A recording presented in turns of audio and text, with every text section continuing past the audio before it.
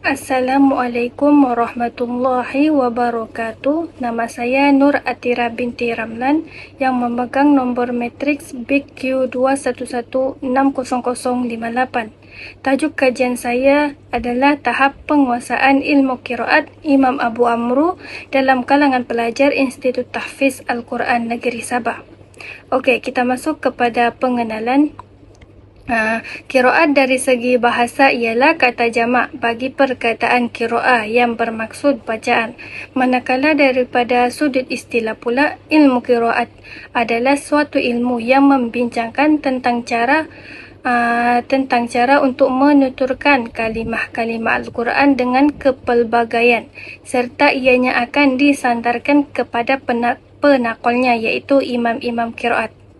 Ilmu qiraat ni sangat penting untuk kita pelajari oleh semua pihak bagi mengelakkan kekeliruan dalam mendengar kepelbagaian bacaan dari imam-imam qiraat. Kajian ini bertujuan untuk menilai kefahaman mengenai usul qiraat Imam Abu Amru dan tahap pengetahuan biografi, latar belakang imam qiraat, sejarah hidup dan sebagainya. Serta kajian ini akan menganalisis tahap penguasaan bacaan qiraat Imam Abu Amru terhadap pelajar Institut Tahfiz Al-Quran Negeri Sabah. Okey, objektif kajian saya yang pertama adalah mengenal pasti usul qiraat Imam Abu Amru. Yang kedua, mengkaji tahap pengetahuan ilmu qiraat Imam Abu Amru dalam kalangan pelajar Institut Tahfiz Al-Quran Negeri Sabah. Yang ketiga, menganalisis tahap penguasaan bacaan qiraat Imam Abu Amru dalam kalangan Institut Tahfiz Al-Quran Negeri Sabah. Seterusnya, permasalahan kajian. Yang pertama, kurang bahan rujukan di Sabah. Kebanyakan kajian-kajian yang saya jumpai hanya berfokus pada institut-institut pengajian qiraat di kawasan Semenanjung sahaja. Yang kedua, iaitu ilmu pengetahuan tentang ilmu qiraat ni pada tahap sederhana. Mungkin disebabkan kurang bahan mengajar ataupun sikap guru ketika di dalam kelas sangat mempengaruhi pelajar untuk menerima ilmu pengetahuan bagi mata pelajaran ilmu qiraat. Yang ketiga, iaitu kurang minat mendalami ilmu qiraat. Di sini ada isu kurang minat dalam artikel yang saya jumpa, iaitu isu kurang minat ni adalah salah satu cabaran kita mempelajari ilmu qiraat dan ianya sering berlaku kerana mungkin mereka berfikir bahawa ilmu qiraat ni tiada kaitan langsung dengan kehidupan seharian manusia seperti ilmu fiqh, ilmu tauhid dan lain-lain. Okey, kita masuk kepada metodologi kajian.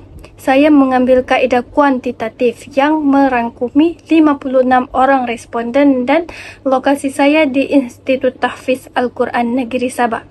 Prosedur kajian ni saya akan mengumpul data, iaitu menggunakan data sekunder, iaitu dokumentasi seperti buku-buku, jurnal, artikel dan sebagainya. Seterusnya saya akan menggunakan data primer, iaitu borang soal selidik yang saya telah buat di Google Form dan saya edarkan kepada responden yang dikehendaki dalam kajian ini. Seterusnya saya akan menganalisis data. Menganalisis data tu saya akan menggunakan analisis kandungan, iaitu saya mengambil sebahagian daripada artikel tu, jurnal dan buku-buku yang berkaitan dengan saya punya kajian, saya masukkan kepada kajian saya. Lepas tu saya akan menganalisis deskriptif, iaitu menggunakan SPSS 29.0. Di situ saya akan menganalisis keseluruhan responden dan mendapatkan peratus, puratamin dan sebagainya. Okey, kita masuk kepada hasil kajian dan perbincangan.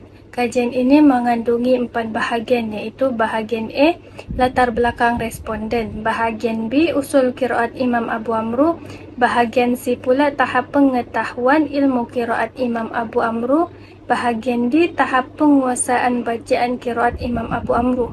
Pada bahagian B, C, dan D menggunakan skala Likert bagi memudahkan responden menjawab soalan yang diberikan. Raja-raja yang saya sertakan di bawah ini menunjukkan hasil dapatan kajian yang diperolehi daripada responden. Okey, di sini kita boleh lihat pada raja bahagian B, bahagian C, dan bahagian D. Terdapat yang menjawab tidak setuju dan sangat tidak setuju pada tahap yang rendah, iaitu mereka kuranglah mengetahui ilmu qiraat Imam Abu Amru. Tetapi berbanding dengan yang mengetahui itu pada tahap yang tinggi, kita boleh tengoklah raja tersebut berkemungkinan yang kurang mengetahui ataupun yang menjawab tidak setuju dan sangat tidak setuju itu disebabkan dengan mereka tidak pernah belajar qiraat ni sebelum memasuki IPKOS. Kita boleh nampak cara tapai tersebut yang tidak pernah belajar sebelum belajar qiraat ni sebelum memasuki IPKOS sebanyak 48.2%.